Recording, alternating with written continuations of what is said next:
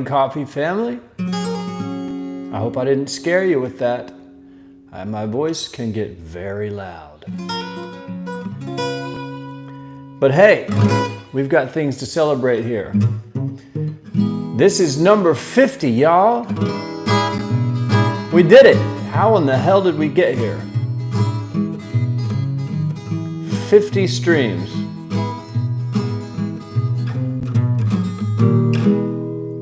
50 streams. Everyone's in the chat blasting cakes, champagne glasses, beer glasses. 50 episodes of the Morning Coffee family. That's 50 days.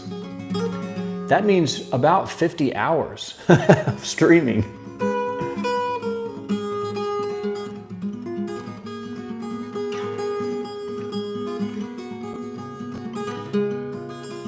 It's been a fun ride, man. It's good to have you here. Morning coffee, cheers to everyone. I just downed an entire pot of coffee and I'm drinking a Monster now.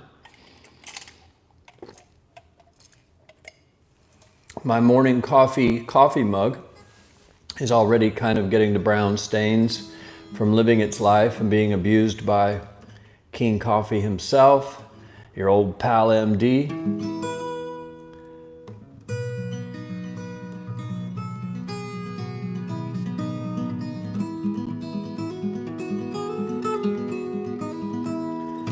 Yeah, man, so what's up with you? It's Friday. You made it through another week. Let's see who's here. Looks like we got a good gang starting to show up. Kim was the first message in the chat, as always. What's up, Claudine? What's up, Kim? What's up, August? Sarab, Ahmed, Mickey, Liam, Billy Bell. And Billy Bell, I just realized I forgot who you actually were because I don't think your name's really Billy Bell, but now I remember who you are, so what's up to you?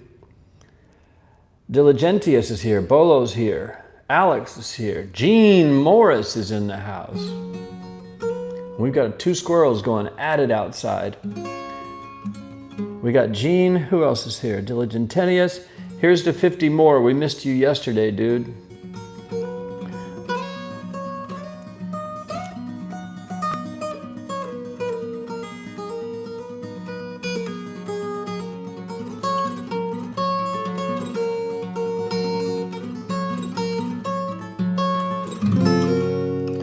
I missed you too.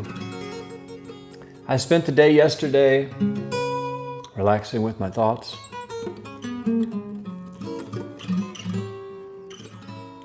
And I built an e-commerce store onto my blog. Something I've been meaning to do for years.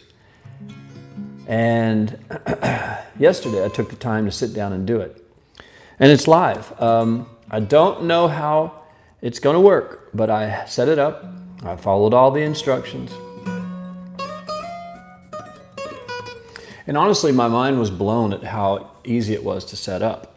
It took a few hours, maybe an hour, and I did a lot of research and watched a lot of videos and had the hang of it. And then WordPress makes things such a dream. I just couldn't believe how easy it was.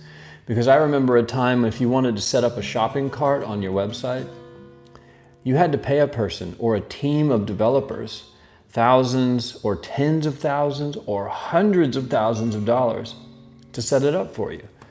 And then what you would get was like a semi-operational thing. And now it's like everything's so plug and play. It's wild.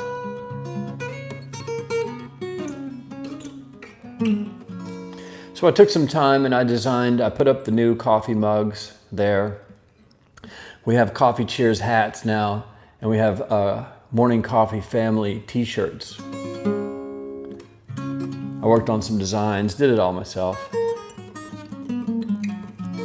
And it's there if you give a damn. Liam says, well, we'll get into affiliate questions later. Sacred Beats is here with coffee. We're trying to celebrate 50 streams. Yo Link is here. Yo Link is back. This is what's cool is when people show up that that we don't know. And they go, what is this? And then they find out that they're into it. I guess YouTube, the algorithms and the machines know you pretty well. They go, I don't know how I got here, but I'm into making digital websites and marketing, or I'm into weird music, or whatever. Somehow they got here. Liz is here. Good morning, Liz. Happy 50 shows. Yeah, we did it. We're 50.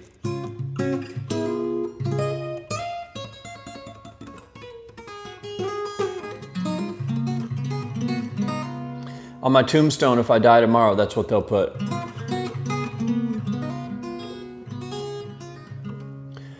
He did 50 live streams on YouTube.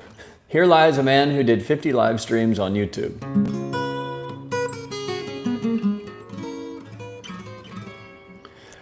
No, I don't even want a tombstone. I'd rather be cremated and smoked. Actually, my grandfather did a pretty cool thing. He was a painter and an artist and a sculptor his whole life. He's pretty well known, pretty highly collected in our area. And when he died, he was cremated, no service. He didn't want a funeral, and he didn't want a memorial, nothing. He was cremated, and his son, one of his 10 children, took the ashes, mixed them with clay, and they made these bird sculptures in the style that he used to draw and sketch birds, I believe. And every kid in the family, all 10 kids, each got a bird. So now everyone has a bird sculpture that sits on the fireplace mantle or wherever they have it, and it has his ashes in it. That's about the coolest way that I've ever seen someone leave the planet. That's what I want to do.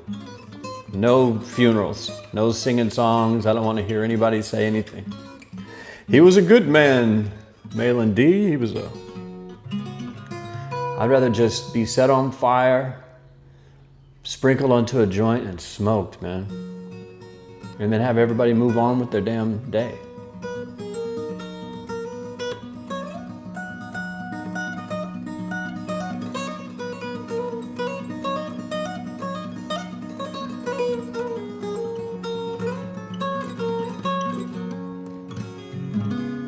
But that's enough death talk. Let's talk about 50 episodes, see what you guys are doing.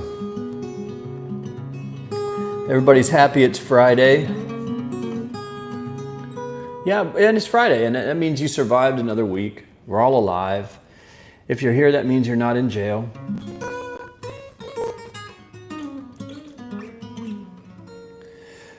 Sacred Beach says, I've looked into natural burials. It's cool. Your body gets buried and absorbed into the soil over time. Yeah, that's the whole thing. I don't want to be put in some expensive case with like silk interiors and, just burn me in a cremation oven, sprinkle me on a joint, and put it in some Kool-Aid or something and drink it. Or just take the can and throw it in the trash. I'd be fine with that. That's the thing about live streaming and drinking Monster Energy drinks. They get you. What's up, David? Good morning to you, too. These Are Pants says, I'm quitting booze and I'm 1 week sober. Wish me luck. Hell yeah, man. Keep that up. I guarantee you won't feel worse. I guarantee you won't get arrested more. I guarantee you won't have a hangover from not drinking. You won't regret it. You'll never regret not drinking. I would say in my life, I've never regretted not drinking, but I've regretted drinking a lot. 1,000 times when you wake up in jail, like, really? Oh, God. But I've never woken up in the morning sober with a no hangover and gone, man, I really wish I had drank last night. Never happened, not once, never.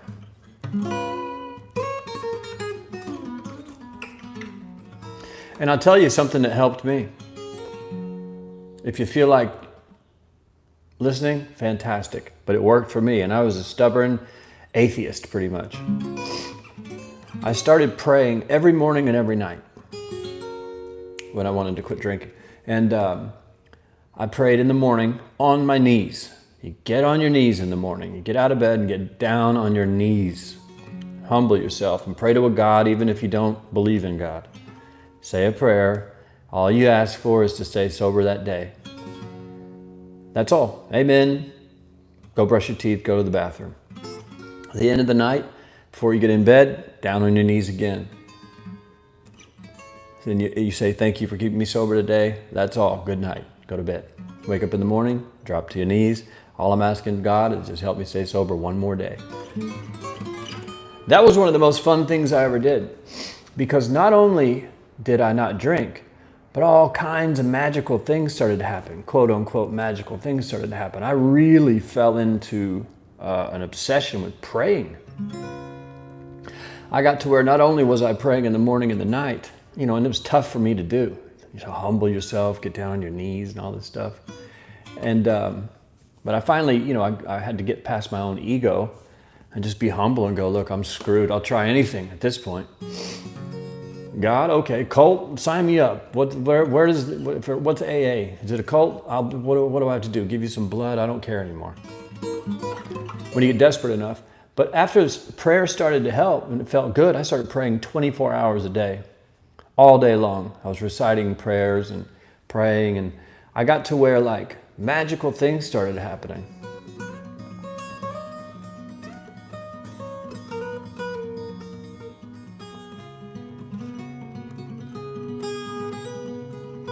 And the most poignant example I can remember is when I was still living in Tulsa, and I was at Walmart and I was trying to find something. And I'd been searching the store for this thing and I couldn't find it. And I thought, well, look, prayer's working out so well for me. I'm gonna say a prayer so that I'll find this thing. It was like toothpaste, let's say. I could not find it. There was something harder to find than toothpaste, but we'll just say toothpaste. So I was frustrated. I've been walking around for half an hour in the store, and I have this thing where I won't ask anyone for help. I will wander around the store for half an hour just to avoid having to ask someone for help. Where's the toothpaste? I won't do that. I might give up at some point and do it, but this time I said, okay, instead of asking an employee, I'm going to say a prayer. And I closed my eyes in Walmart, just standing there, closed my eyes, and I said, God, I don't know if this is allowed or not, but maybe you could help me find the toothpaste at Walmart. And I kid you not, I opened my eyes and it was on the shelf in front of me.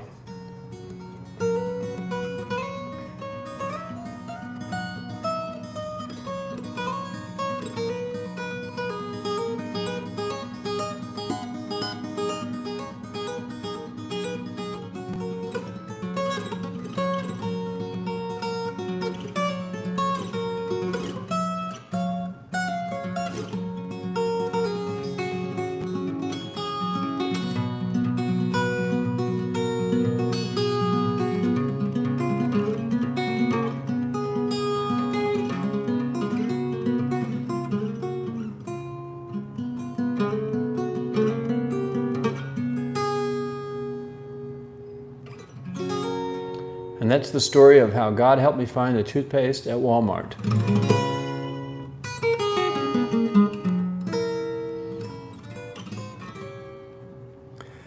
David says, that's because God is real, Malan, and he has blessed your life, that's for sure. When I was growing up, my concept was, if there is a God, he hates me and he's cursed me.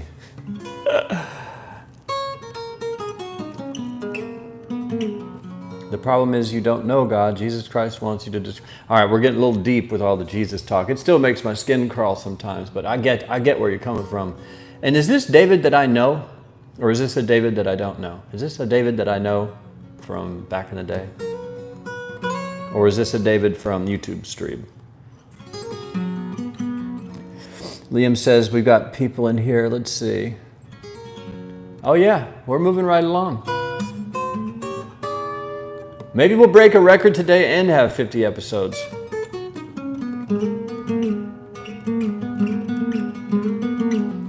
Okay, I thought you were a different David. You were a Mad Society guy in 2016 and 17. Okay, cool. I have another friend, and you reminded me of what you were saying. He talks about that stuff too.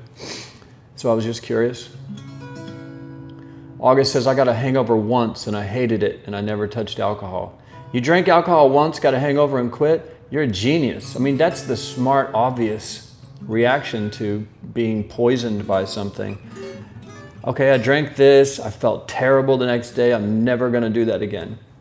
But for me, I got drunk, the first time I got drunk, I'll tell you the story. First time I got drunk, really drunk. I might have had some beer or something before this, but a friend of mine's uncle, we were hanging out at his house and we asked him to buy us some booze. We were gonna go to an Ada High School football game.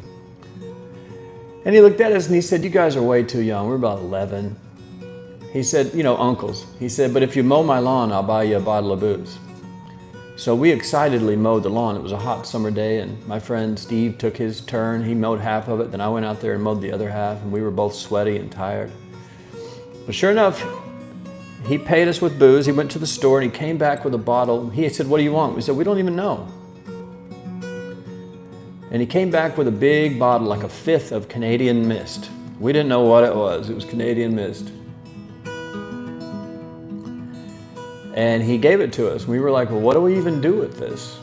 Wow, a gigantic raven just landed on my patio. Huge. He said, well, you just drink it. And so we started doing shots of Canadian Mist. We're 11 or 12 years old, and pretty soon we were stumbled drunk and went to the football game, and I don't even remember going to the football game.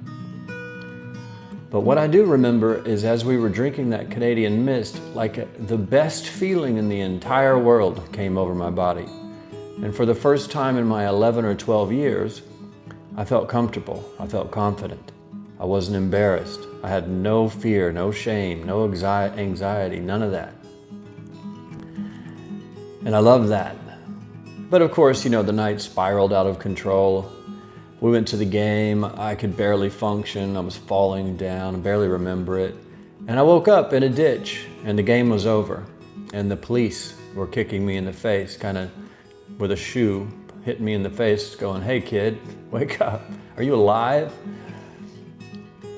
And I looked up, so what's going on? They said, the game's, I'm here. They said, what are you doing? I said, I'm watching the football game. They said, it's over.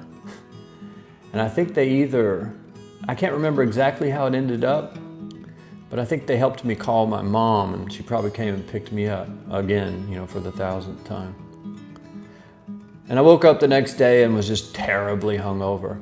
But I'm so silly. The thing that I remembered about it was the initial feeling of goodness. And then I chased that feeling again for like 20 more years. And that's the story of the first bottle of booze I ever drank. I drank it, I blacked out, I had an involvement with the police officers, woke up in a ditch with police surrounding me, got in trouble with my mom, woke up the next day totally sick and hungover. And then I did that over and over again for 2 decades straight. But it makes no sense. It's the definition of insanity. So if August drank once, got a hangover, and never drank again, you're smart. You're a normal, smart person. Congratulations.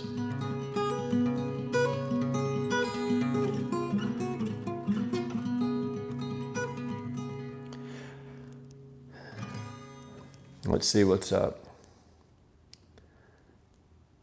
I got a hangover once, hated it, and I never touched alcohol. Yeah, you're smart. I wish I was that smart.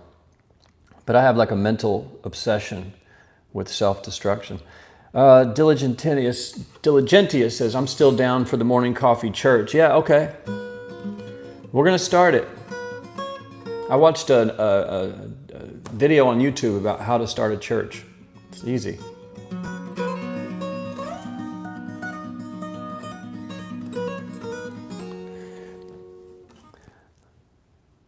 Liam says, unfortunately, my Irish genes make alcohol the drug of choice for us all. Yeah, you know what's weird? After a lifetime of, who knows about these DNA sites? I don't know if I trust any of them. They don't seem to know anything. They're like guessing, and then all of a sudden they change the results a few years later when they get better technology. But I initially did the DNA results, and it was what I expected. I think it was like French, Greek, Italian, stuff like this.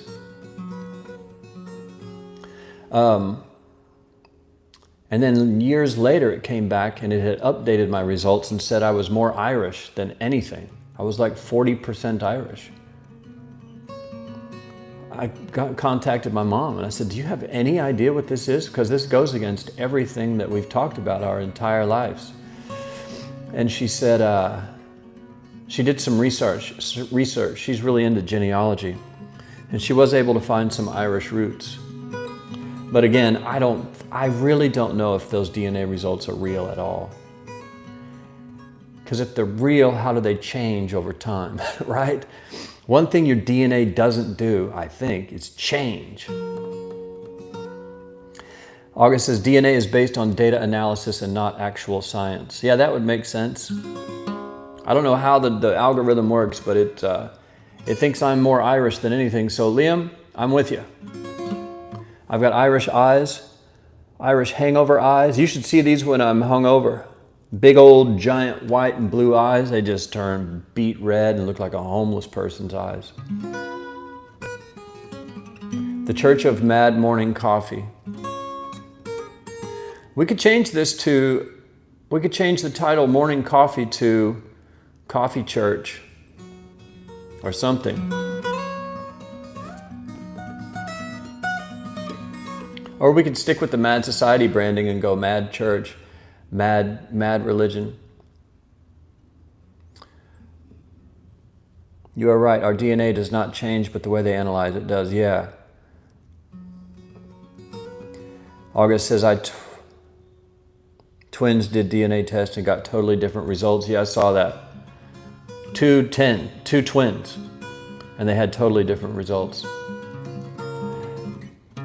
I got, I think it was, I can't remember which service it was, but it was one of those DNA companies. I got it as a gift for Christmas. And I sent off my results excitedly, and I swear as soon as the mail went out and the envelope was gone, I thought, what did I just do?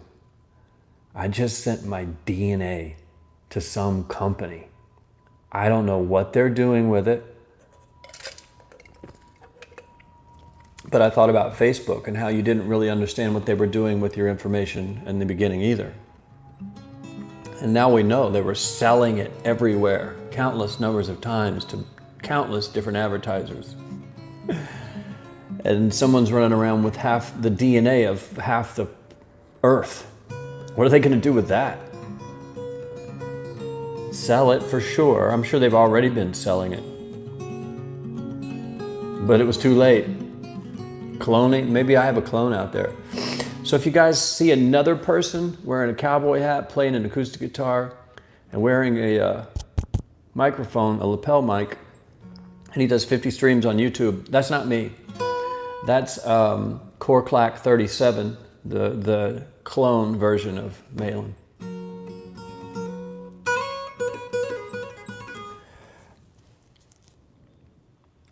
Liam says, yeah, that's true. I wonder what they actually do with the DNA. No one knows. Yeah, they're probably making biological creatures out of our own DNA. Yeah, it wouldn't surprise me, man. Billy Bell says, I had my DNA tested and just recently sent in my DNA to be tested by 23andMe, awaiting the results to see if they agree. They might not.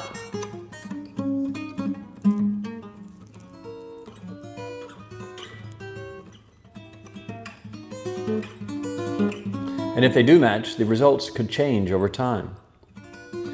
Ahmed said, yeah, Dalen Morris is going to start a YouTube channel.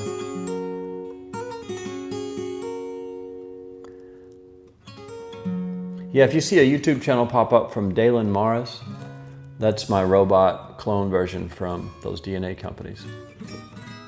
But yeah, man, it's time for the weekend. I'm ready for the weekend. Even though I still work on the weekend, some reason I like Saturday and Sunday. Probably mainly because the people who usually contact me, who are people I don't really want to talk to, but they're in the office, so they're sending emails, making phone calls, and sending Skype messages. Hey, is there anything we can do to get your traffic up? You know, notice your volume dipped a little bit. Anything we can do? The answer's always the same. More money. Like Stanley on The Office. Anything I can do to keep you? More money. Come on, Stanley, tell me the real reason you're leaving Dunder Mifflin. Money. Come on, don't you want to stay here with your family? Give me more money.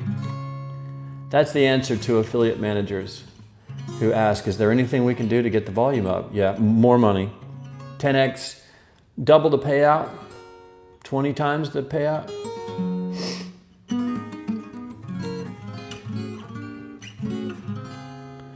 Everything else, you're just bullshitting. Who is Dalen Morris? That's the fake, hypothetical fake clone version of me from the DNA test. You got to keep up with the chat. It moves fast.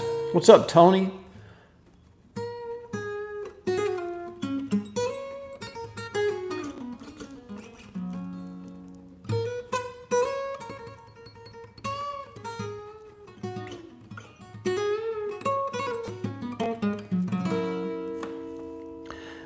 Have you ever been inside an old abandoned insane asylum?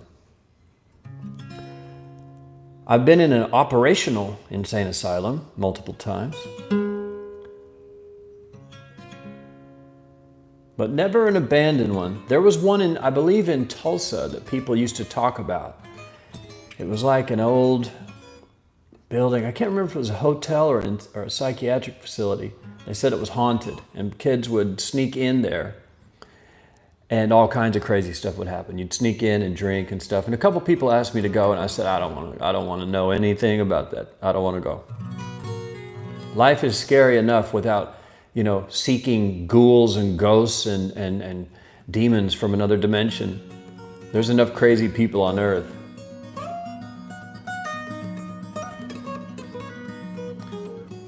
Actually, I just had a thought. What if I was put in an insane asylum when I was a kid, like 15 years old, and I actually never got out?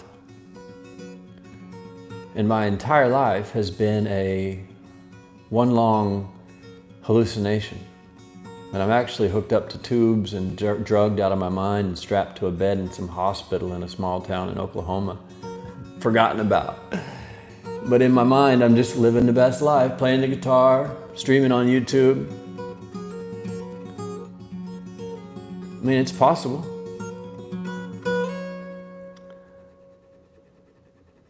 Yeah, Bolo says, you're still there and we're not here. Yeah, what if that's true? Although I do see Charlie the squirrel, and he is standing on his back legs with his arms folded, looking directly at me. Y'all like the video for Charlie the squirrel? I actually linked a video to Charlie the squirrel the other day for someone because they wanted to see him. Right now he is going from window to window. The back of my house is all glass, like windows. He's going from window to window trying to get my attention. It's the funniest thing. So drop a like for Charlie while you're here. Or I might bring you into the insane asylum with me if you don't like the video. If I find out you didn't like the video and I am an insane asylum and I get to bring some people back, I'm bringing you.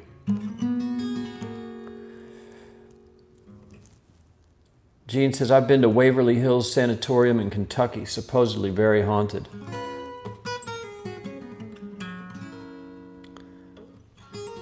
Kim says, Squirrel Simulations. Yeah, maybe the squirrels are a part of my simulated reality that I'm living.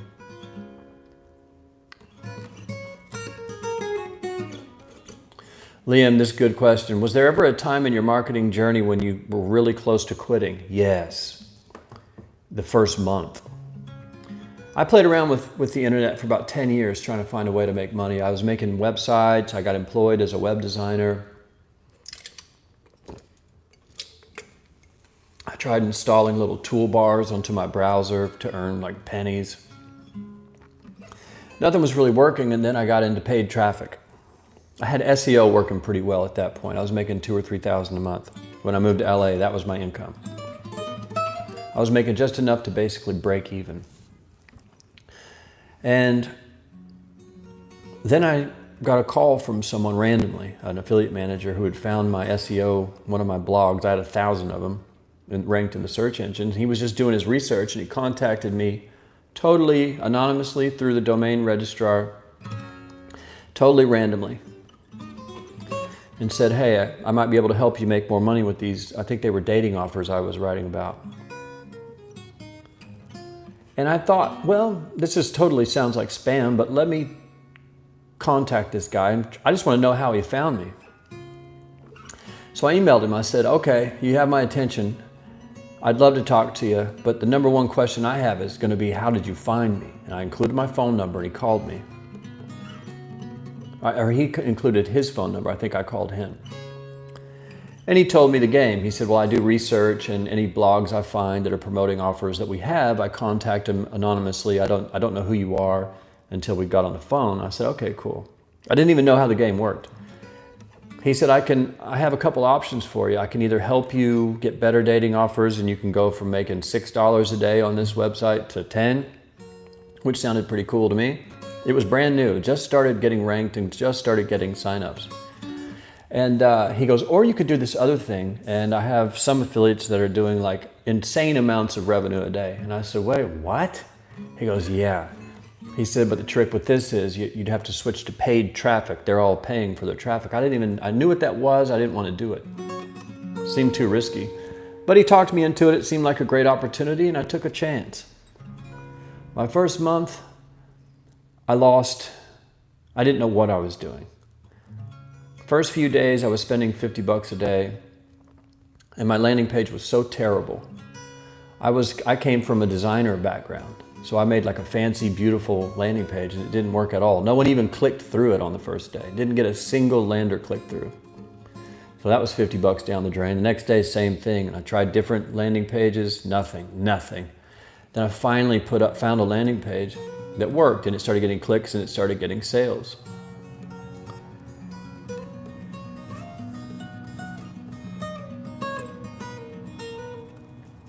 And that's when I learned that ugly landing pages work better than like high design, fancy looking websites. But that month I lost $3 grand. And I sat down, did the math at the end of the month, and I sat down in my one-room apartment. I had some savings that I'd come to California with, and I thought I had enough to live for like 6 or 8 months. And I had a little bit of SEO money coming in, but now I had lost $3 grand in a month. And at that rate, I was going to go broke. And I've always been kind of a gambler. This is one of the funniest moments of my life. Because here I was. I had lost a large portion of my life savings. I didn't know what the future was going to hold. And I was kind of in a make or break situation. I didn't know what was going to happen. I said, do we cut our losses now and just get back to doing freelance websites for a couple grand a piece, or what am I going to go out and get a job? I guess I could become a marketing person again at an agency. And then all of a sudden, sitting by myself in a one-room studio, just room with a bathroom and a kitchenette along one wall, I said, or I could keep going and try to figure this out. In my head, the way that my brain works is a gambler. And I remember I said it out loud to myself with no one else in the room. I said, fuck it, let's lose it all. And I went back to the computer and started the campaign again. And lucky for me, that next month I made everything back plus more. And then the month after that, it like tripled. Then the month after that, it tripled again. And then it just caught on fire. So I almost quit right in the beginning. 3,000 in the hole.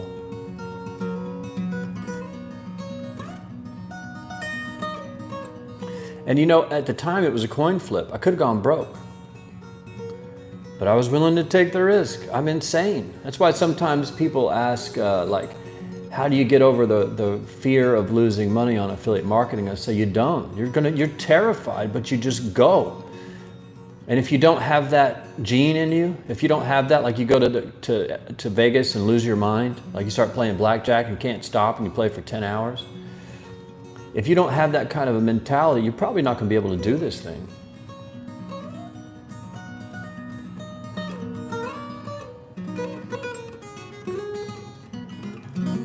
Because you got to be kind of nuts to be good at anything, really. But that's the story of when I almost quit affiliate marketing before it even began. If you like that story, give the video a like. I notice you guys are slacking on the likes today. If we could get to 50 likes on our 50th stream, that would be dope. Who's talking about sperm and babies in the comments? This is amazing. I'm trying to tell you a deep story. I love you guys. Here, let me scroll back. Maybe when we die, they can just clone us back into life and teleport us to Mars. I like that, Sacred Beats. I like your vision of the afterlife. Where do I sign up to start donating to your church? Let's all send Sacred Beats 10% of our earnings for the rest of our lives because he has the keys to the castle. Oh, this is a good one from Gene. Gene's a guy, I met Gene many years ago at this point. We've hung out personally many times. And he just recently quit his job. Finally, 9 to 5 is gone for him. And here's his story. I was down to my last 2K and one more failed campaign away from quitting when a friend randomly reached out and showed me pay-per-call. That was 5 years ago. Talk about luck. I remember when you started doing pay-per-call, man.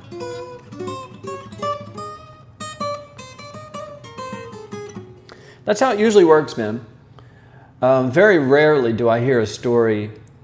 And this is the same with becoming an actor or a musician or anyone who achieves some sort of success in a field that's not really for the norm that people don't normally get to. You know, when you hear the stories about these people you see on TV or in the movies or winning awards, it seems really fancy and great. And then they tell you the story and they go, oh no, I was living in my car for like 5 years. Then I finally got, you know, a good acting gig and no one knew, but I was in this blockbuster movie and I was sleeping in my car. I was addicted to heroin. I was dating a heroin junkie. We were in and out of jail and you go, oh my God.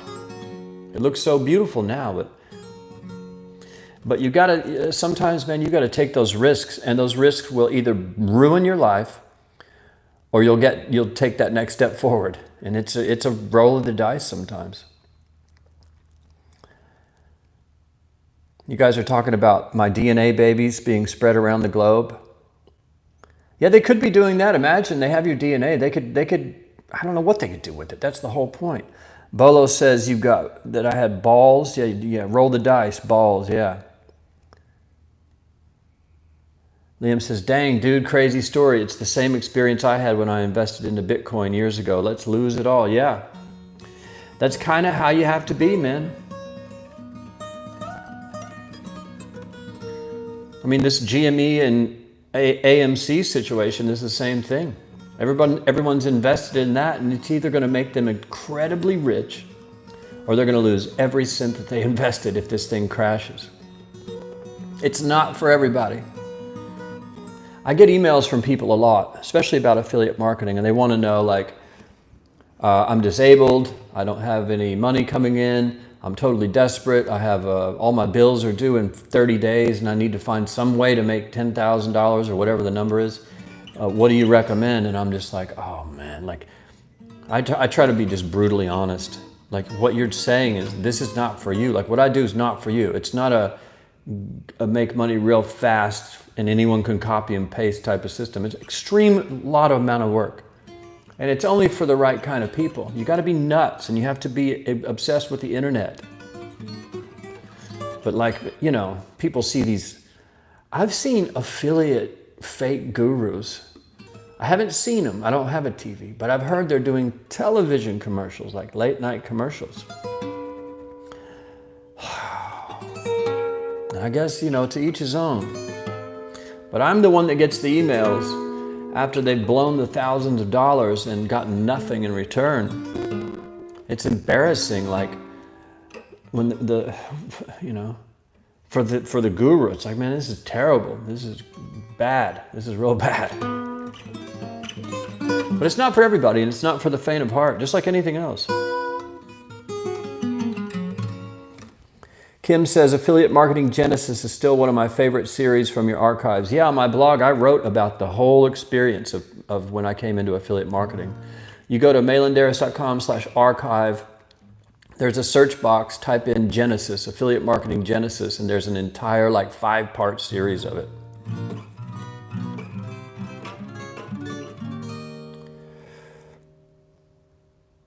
Liam says, very good decision. Owning a TV is toxic. Yeah, I haven't had a TV for almost 10 years now. Once you get rid of it, you'll never want it back. And when I'm in a hotel or I'm coming like at a friend's house during the holidays or something, they have the TV on and the commercials come on, like it's too much. When you get used to not watching commercials, the commercials feel like poison when they come on. And then like at other people's houses, they'll have CNN in the background. I remember opening Christmas gifts one year and they had CNN playing in the background. And I heard the word racist and racism probably 400 times. This is a few years ago when they were that was 24/7, you know.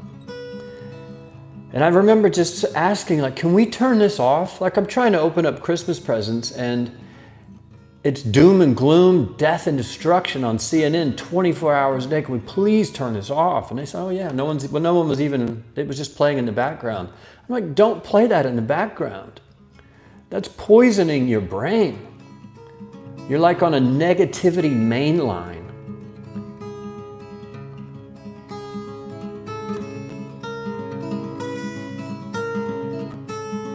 And we turned it off and opened Christmas presents.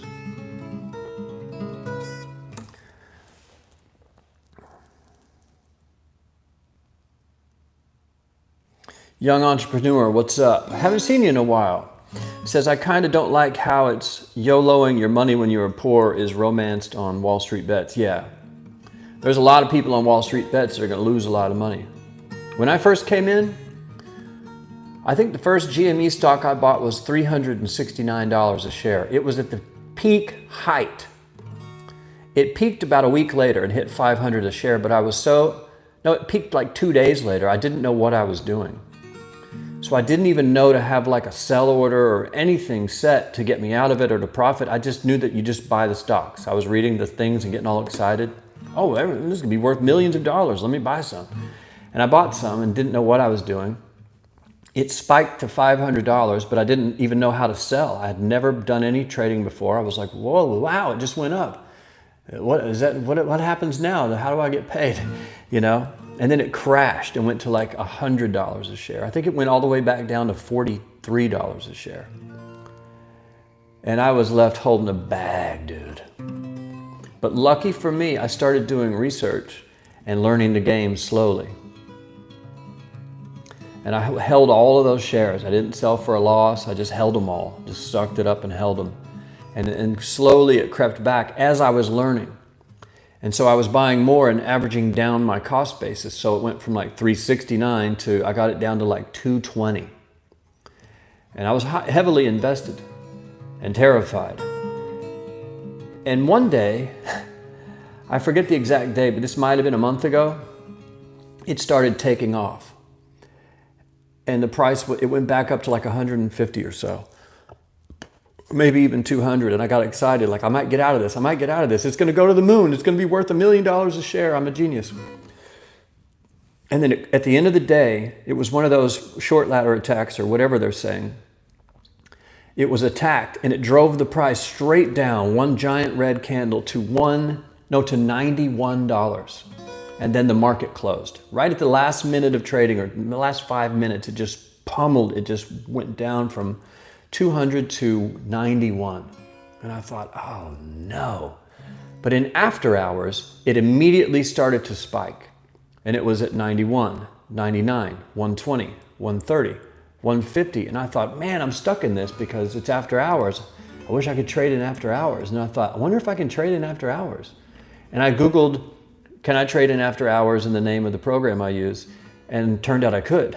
So I very quickly ran for the computer and set up a sell order, a sell limit order to sell at a certain price. And I sold and I got all of my money back and made a nice profit. And that was how I learned day trading. Again, I was flying by the seat of my pants, no clue what I was doing, on a total suicide mission. And then I figured it out as fast as possible because I was under the gun. And that forced me to research. I watched videos 24/7 of people day trading. I learned what all the terms meant and everything. I taught myself in a matter of weeks. And then, so when it spiked in after hours, I was able to dump the whole thing for a profit and get out of it. And then, I waited until the price dropped and I bought back in. And I'm still doing that. And if nothing else, it's a fun time.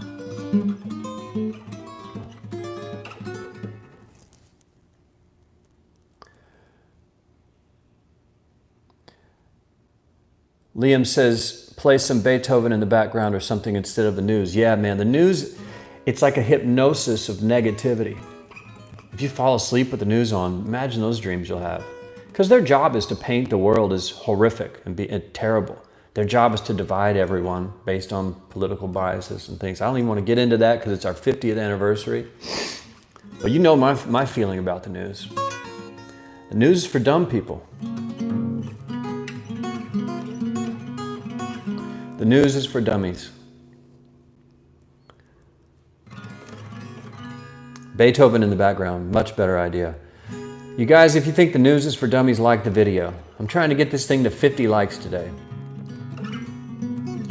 Let's see if we don't break a viewer record, let's try to break a like record. So if you come in this room, you watch the replay or the live stream, click like, let's see if we can get it to 50. DM, what's up, DM? He says cable TV was dope for National Geographic and whatnot. Yeah, it's good, but you can also watch those on Netflix and YouTube. Netflix, you know, for $10 a month, and YouTube's free.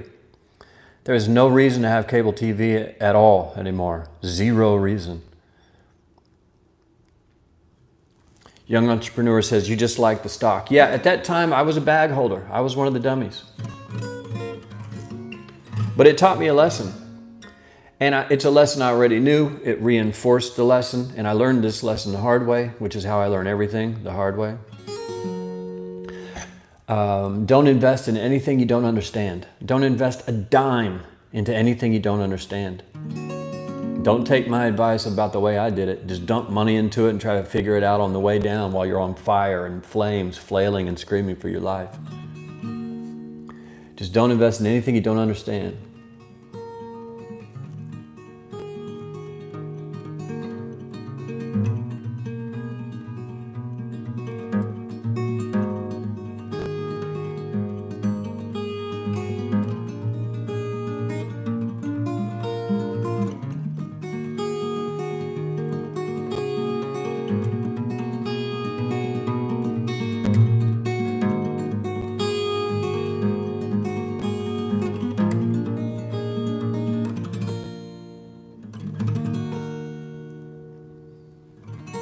$50 streams.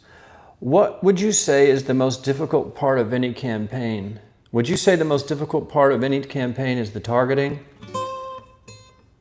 No. It's finding an offer that works. Finding a great offer that works solves all of your problems. Because a really, really good offer will convert on you can have the worst ad, the worst landing page, and the worst targeting. If the offer is fire, you'll still get sales. The hardest part, second to none, is finding a great offer. Targeting is, all that stuff is secondary. Bolo says, I keep TV for Andy Griffith and Seinfeld and weather, that's it. Metallica does the rest, I like it. But you can watch Andy Griffith, Seinfeld, and get the weather online. I watch the Beverly Hillbillies on YouTube. They have every season, like season 1 to season 9 or however far it went. I watch the Johnny Carson show at night on YouTube. I'm in this thing right now where I just miss the old days. Like entertainment now is so terrible that I watch Johnny Carson at night, just like I did when I was a kid. I watch Laverne and Shirley. They have those as well. I watch a Cosby show I've been watching on Amazon Prime lately. The old Cosby first season. Just wonderful TV, man. Liam says, we're up to 30. Can we break a record? I think we'd need like 7 more. So we need 7 more people here, and we need 32 more likes. So call your friends, get them in, like the video, and we'll see what happens. Do you think technical is useful or just gives you false confidence? I don't know. I know that no one knows what's going to happen with the stock market. Mike says, I used to be in the Mad Forum a few years ago. How's it going in there? It's going great. About the same, really. We've got a ton of follow-alongs happening, and they're roller coasters. In the last month or so, one of my favorite follow-alongs went from 0 a day, kind of confused, to 1,200 a day and on fire and everybody going crazy. Then he started losing a little bit every day, and now he started to draw it back into a small profit every day. So it's a great example of how the roller coaster works.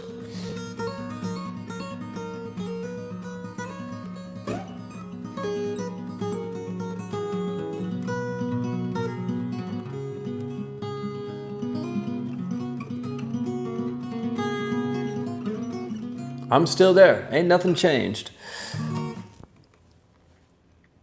Bolo's there. He says it's hot, Mike. Hashtag Mad Society. Yeah, Bolo's a member. Kim, anyone listen to the FB, Google, Twitter hearing yesterday? I couldn't handle the yes-no trap question, so I stopped watching.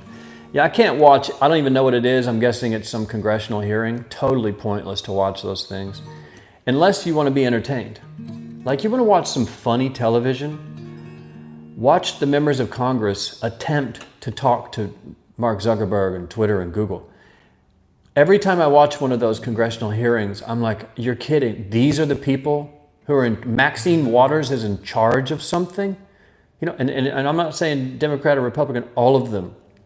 The questions they ask show how stupid they are. Well, let's say not stupid, naive. Especially when it comes to technology. They don't know what they're talking about. They're like bumbling buffoons, and they're like Saturday Night Live characters. You know, when they talk with their accents, and what I see here is, I think your application might be possessed by the devil. You know, and the Maxine Waters is like, your time's up, next question. You get 60 seconds to act. It's the dumbest thing ever. Once you understand that congressional hearings are basically Saturday Night Live skits, once you see it, you can't unsee it. Watch them. They look like they're wearing costumes. These people that we elect to office are buffoons. Like, and you don't realize it until you watch one of those hearings. Like I watched the Wall Street bets, the Robin Hood, all that. And some of them are really good. Like there's some of them that are really sharp, usually the younger ones. Like AOC can light people up pretty good, even though she makes a lot of mistakes and says silly stuff sometimes, but she rocks them pretty good. There's a couple of them that kind of seem like they at least understand what they're talking about. The others are just senior citizens reading from a piece of paper that someone typed for them, and they have no idea what they're talking about. That's why they always see those people in the congressional hearings. They're on their phone playing poker or whatever. They're imbeciles. Don't get me started talking about Congress. I don't even know anything about Congress other than they're all fools.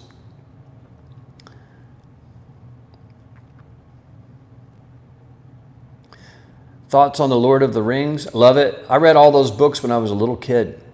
And then the movies came out like 20-something years later.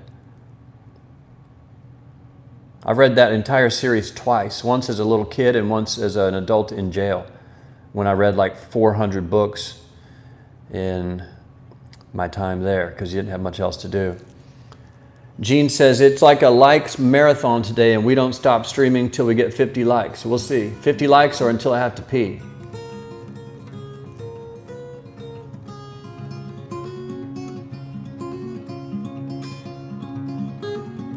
Ahmed says, I will watch the stream from 3 separate accounts. None of you trying to cheat the numbers. I love you guys. The day we broke the record, people were like, I'll log in on my phone if it'll help. It's like, whatever. Yesterday was the first official presidential conference. Yeah, I haven't seen anything about that yet. I want to sit down and watch it, see if old Joe is coherent or not, see if he's doing better, has anything useful to say. But my take on presidents in general and politicians in general is probably different than most. A president's job, a politician's job is to come on camera, read words that have been written by someone else. You know, presidents, all of them, all they do is recite things that are written by other people. They're programmed on how to hold their hands. They're programmed on when to smile and when to nod. They're programmed on when to add inflections. They rehearse these things with coaches and teams So what you get when a politician comes out and talks to you is not a genuine person having a conversation. This is a damn robot that has been politically correctly programmed to recite certain things and to get certain agendas across. From what I can tell, Trump's the only president we've ever had who was like, screw that, I'm just going to go out and freestyle it. And just came out and was an asshole. He was just an asshole on the microphone and an asshole behind the scenes, and all the other presidents and politicians. They come out and they lie real well to the press and to the cameras. And then they act real nice. Oh, I just love all people, and then we're going to bring the whole unity. And then they go back into the backstage area and they launch wars and spy on their own citizens, and all this terrible stuff happens. But hey, they look good in a suit and they smile nice and they say all the right things. I don't trust any of them. I trust you guys more than I trust anyone who's a president. I think you have to be insane. Like if you want to be the president, that should disqualify you from being the president. Because it means you're insane. Power hungry. Mike says, cool, I've been thinking of jumping back into the forum. I've started 2 businesses and sold them since I left the forum. I was Mr. Boss there. Badass, man. See, if I was an asshole, I'd go, Mad Society strikes again. We taught this guy to start 2 businesses and sell them. Now, Mad Society is, the way I look at it is a giant mastermind with hundreds of people from all over the world, and everybody, a small group, are very active and very good-hearted. And no one in there is trying to like screw anyone over, and I don't allow anyone to come in and spam garbage offers or anything like that. It's not allowed. So it's a safe space for affiliate marketers. Only person you have to worry about is me.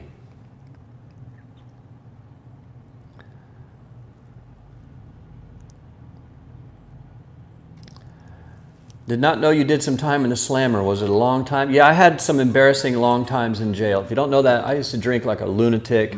And when I drank, my favorite thing to do was drive. And I got picked up many times, and I got locked up many times until it finally sunk in that, hey, maybe this is a problem. But yeah, man, I've been through the ringer. I have earned every gray hair coming out of my head. I think I was in 3 rehabs before I was 18. Rehab/insane asylums, whatever you want to call it.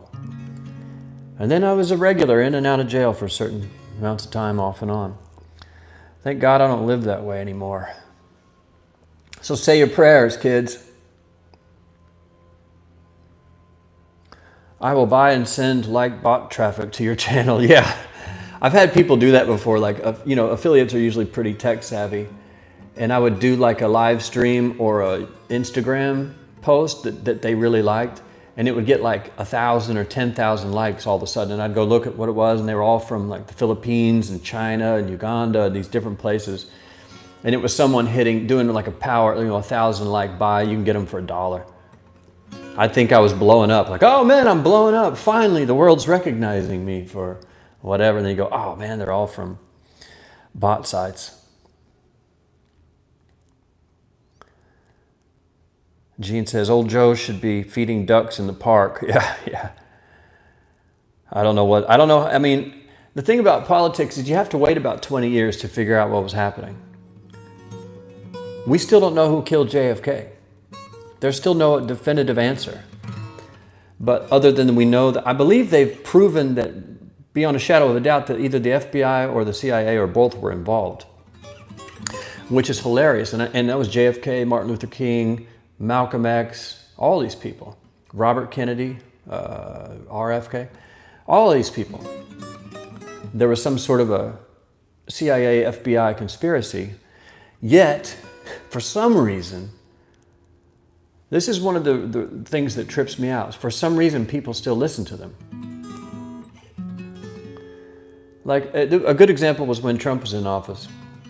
Everyone, just hated him. Half the country hated him so much that they would align with literally anyone who stood against him. Like that was a business model. Just be against Trump and you're going to get a lot of followers. But when people started like saying, I stand with the FBI and the CIA when they say X, Y, and Z. I was like, you mean the same people, the same organizations that have done all this horrible stuff, mind control experiments on humans in the 60s, assassinations. You're going to line up with them because you hate this guy so much? I understand the hate, but I don't understand the alignment. Or when people like say they believe the news. It's just like you go, I understand you don't like whoever's in office, but the news is lying too. They're all liars. You have to laugh or you'll cry. Someone says we had 35 in here just now. Oh man, that was close. That's like 3 away from a record, I think.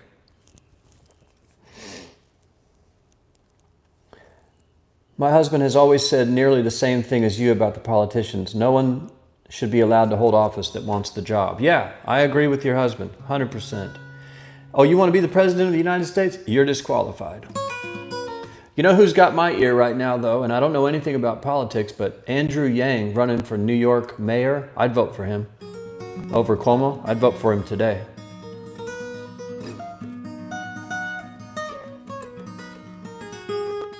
Seems like a smart guy. Doesn't seem like an evil guy. I mean, when you juxtapose, is that a word? When you compare just the facial movements, the facial appearance of Andrew Cuomo and Chris Cuomo versus Andrew Yang. I'm going Andrew Yang 100% of the time. Andrew Cuomo literally looks like a demon. And it's sounding like he is one.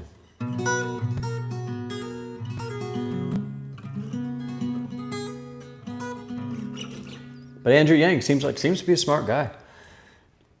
But again, I don't know anything. I barely even pay attention. I feel like reading is one of the best things you could do in jail. Yeah, that's what I did. I gave myself an education. That's when I became a read person. I had never read really. I'd read the Tolkien books, the Hobbit books, and nothing else in my life. And while I was in there, I read everything. Nietzsche, Poe, Hemingway, Bukowski. I was reading about a book a day. Like the other people in there were scared of me. They thought I was some sort of alien genius or something because they couldn't read. You know, it took them a month to read a book, and I was going through a book a day. And we're not a Tai Lopez scan the headlines. It was a full book a day because you sleep 6 hours, so you have 18 hours to kill. Maybe at 30 minutes of meals. You have 17 and a half hours a day to fill and nothing to do. So it was like working out and reading. That's all I did. One of the best experiences I ever had, looking back. Got my education. Life's weird like that, man.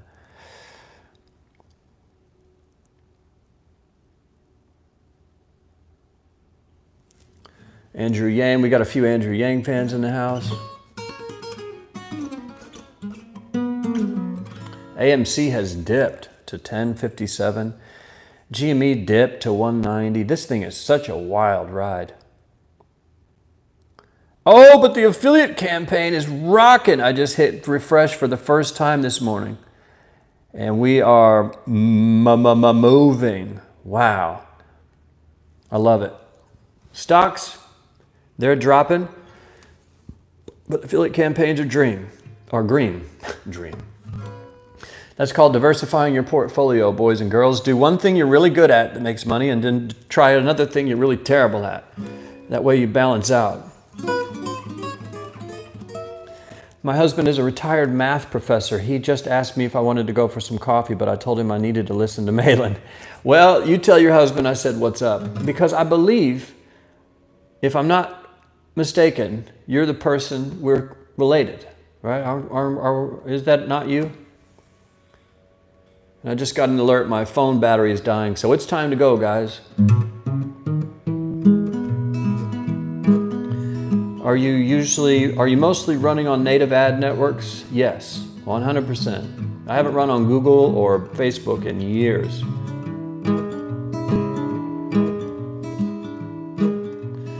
So Billy Bell, I want you to go have some coffee with your husband. Go enjoy a beautiful day. I'm going to do it. We did not get to a record-breaking number of viewers. There we go. Yes, your dad and I were first cousins. There we go. So you're family, girl. My dad, my God. There's a song about him on the new record. About those days living out in Being, Oklahoma with no money. And he'd be out on the road for a month or two and come home with no money. You know, there's just a wild drinking, partying, wild man. I miss the guy.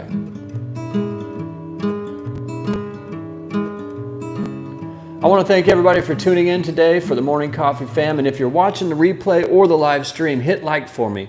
If we can even get this to 50 likes later, that'll be a hell of an accomplishment. 50 on 50. If we could have got 50 viewers, that would have been great.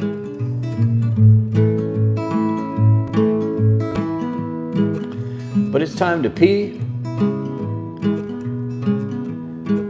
and get out of here. Liam says, I can't wait to hear your new record. I feel like it's going to be a record that really describes your life experiences. Oh, you have no idea, my friend. I'm 5 songs done, meaning the finishing touches have been put on them. I have 4 or 5 more to go, just adding little guitar parts and, you know, mixing the drums up a little bit here and there. And this is the most fun part of the process. If you've ever done an album, you know. It's like the recording process can kind of feel a little bit laborious, especially when you're doing everything yourself. I'm producing, mixing, engineering, setting up the microphones, and performing the parts. All the parts, every instrument is me on this one. So now that the songs are done and they're all there, you get to just add magic to each song. Like I want each song to have a moment where tears come to your eyes or the hair stands up on your arm. And adding those little things takes a couple hours, and then it's like the icing on the cake, the cherry on top, and it makes the song into a song. So it's a really good time, really good period. So thanks for tuning in, everybody. Be sure and like the video. Be sure you're subscribed. If you're not subscribed to the channel, do me a favor. Right now, hit the subscribe button. I have to tell you guys, because you forget. I saw a statistic that 20% of my viewers aren't subscribed. If I can get to 10,000 subscribers, that means I'll get new features and functions. Like we can put the coffee mugs underneath the videos and do all kinds of cool stuff. See ya, Bolo. But either way, I just thank you for tuning in. It's Friday. Just have a great weekend. Stay out of trouble. And as always, I love you guys. I'll see you in the comments. Today, in the comments, this is what I want to know in the comments. What's your best childhood memory? Your best childhood memory, the best day of your childhood life. Drop a comment and let me know, and I'll respond. What's your best childhood memory in your whole life? That's the game. So be sure to like, subscribe, and comment with the best day of your childhood life. Have a great weekend, guys, and as always, I will see you all in the future.